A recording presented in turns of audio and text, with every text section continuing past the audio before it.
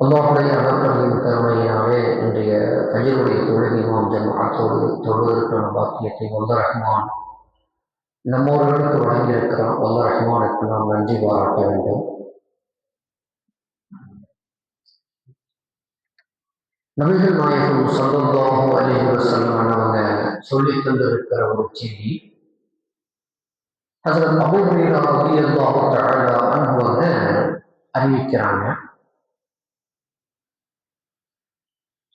யாரையும் ஒருவர் அல்லாஹ்வுடைய பாதையிலே புறப்படுகிறார், அல்லாஹ்வுடைய பாதையில போகணும்னு சொல்லிட்டு போறார். அப்படி யார் என்னுடைய பாதையிலே, அல்லாஹ் சுப்ஹானஹு வ தஆலா சொல்லுவதாக சொல்றார், யார் என்னுடைய பாதையிலே தியாகம் செய்ய வேண்டும் என்ற ஆசை, முதலிலே அவருக்கு ஆசை, நான் அல்லாஹ்வுடைய பாதையில போகணும் அப்படிங்கிற முதல்ல அந்த ஆசை அவருக்கு ஏற்படுகிறது.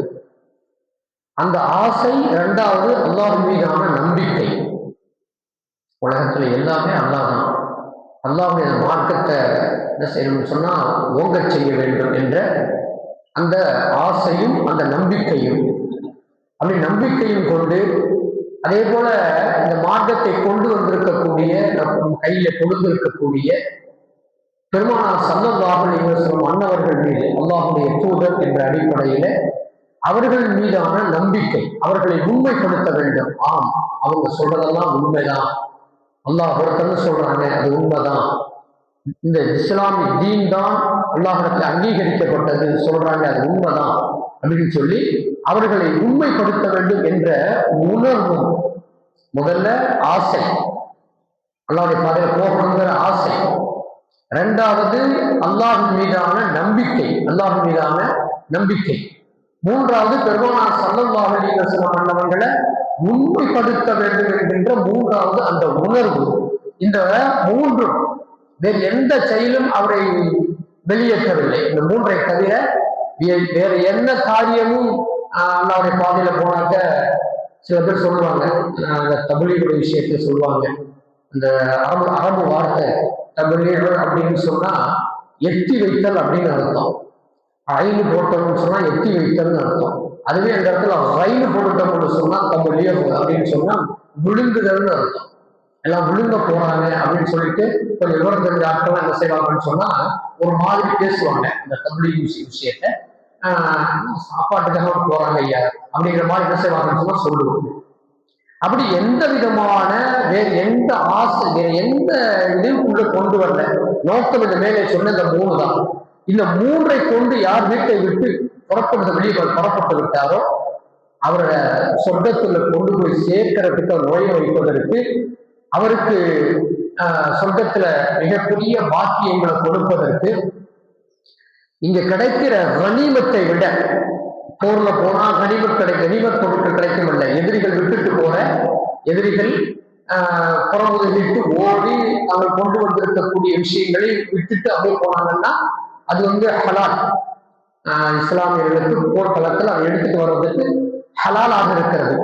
அப்படி அந்த கனிமத் பொருட்கள் பார்த்தீங்களா, அந்த பொருட்களை விட, அது கிடைக்கிறதை விட சொர்க்கத்தை கொடுப்பது அல்லாஹ் சுப்ஹானஹு வ தஆலாவுக்கு ரொம்ப லேசான விஷயம். அல்லாஹ் அவர்களுக்கு சொர்க்கத்தை வழங்கி விடுகிறான் என்று சொல்லி பெருமானார் ஸல்லல்லாஹு அலைஹி வஸல்லம் அல்லாஹ் சொல்லுவதாகவே, ஹதீஸ் குத்ஸி, அல்லாஹ் சொல்லுவதாகவே பெருமானார் ஸல்லல்லாஹு அலைஹி வஸல்லம் சொல்றாங்க. அதே போல மீண்டும் அல்லாஹ் சுப்ஹானஹு வ தஆலா சொல்லுகிறான், பெருமானார் ஸல்லல்லாஹு அலைஹி வஸல்லம் உயிர் எவன் வசம் உள்ளதோ, ரசூலுல்லாஹ் சொல்றாங்க, இந்த அடியாருடைய உயிர் எவன் வசம் உள்ளதோ அவன் மீது சத்தியமாக அல்லாஹ் தஆலாவுடைய பாதையிலே யாருக்கேனும் காயம் ஏற்படுகிறது என்று சொன்னால், அல்லாஹ்வுடைய பாதையில புறப்பட்டு போறாங்க, ஏதாவது ஒரு வாகன விபத்து, இப்ப நம்ம யாரும் போருக்கு போறதில்லை, அல்லாஹ்வுடைய பாதையில போறோம்னு சொன்னா அது வேற, இப்ப நம்ம வேற மாதிரியான பொருள் நம்ம எடுக்க முடியாது, போய் வாழ்வை எடுத்துக்கொண்டு சண்டை செய்வது அப்படிங்கிற நம்ம அந்த வேலை நமக்கு இல்லை. நம்ம இருக்கிற நாடும் அப்படிப்பட்ட நாடு அல்ல, இது மதச்சார்பற்ற நாடு.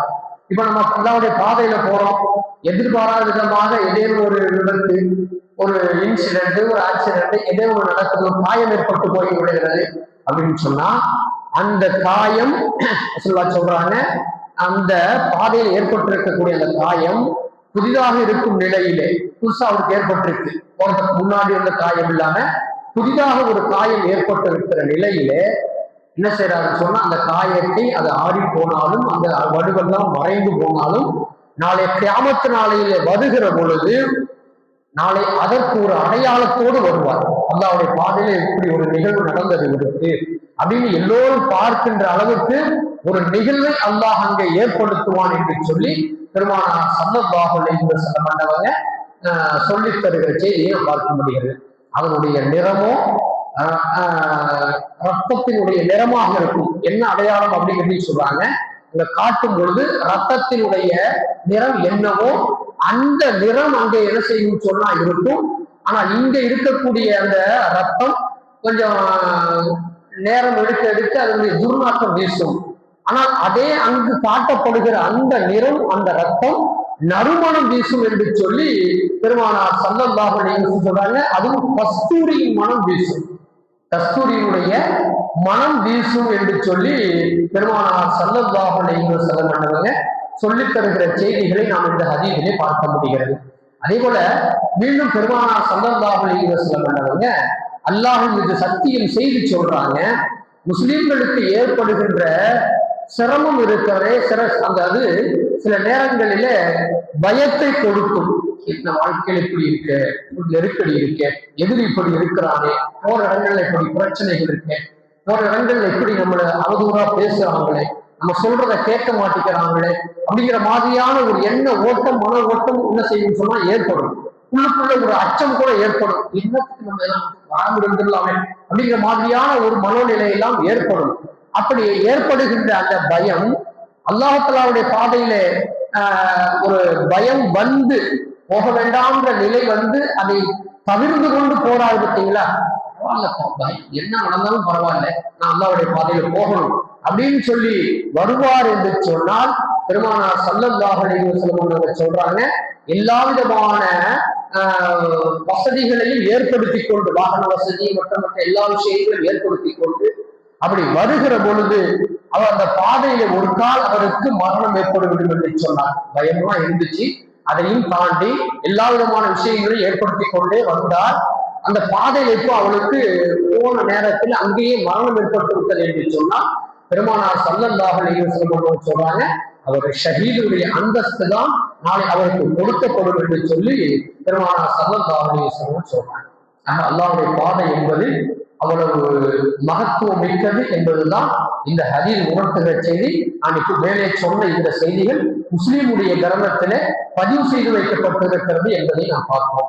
அல்லாஹ் ரஹ்மான் ஹக்கு சுப்ஹானஹு வ தஆலா நம்மவர்களுக்கு நல்ல பாக்கியங்களையே தந்து அருள் புரிவானாக. சுப்ஹானல்லாஹி வ பிஹம்திஹி சுப்ஹானல்லாஹும்ம வ பிஹம்திக அஷ்ஹது அன் லா இலாஹா இல்லா அன்த அஸ்தக்ஃபிருக வ அத்தூபு இலைக். சுப்ஹான ரப்பிக ரப்பில் இஸ்ஸத்தி அம்மா யசிஃபூன் வ ஸலாமுன் அலல் முர்ஸலீன் வல்ஹம்துலில்லாஹி ரப்பில் ஆலமீன்.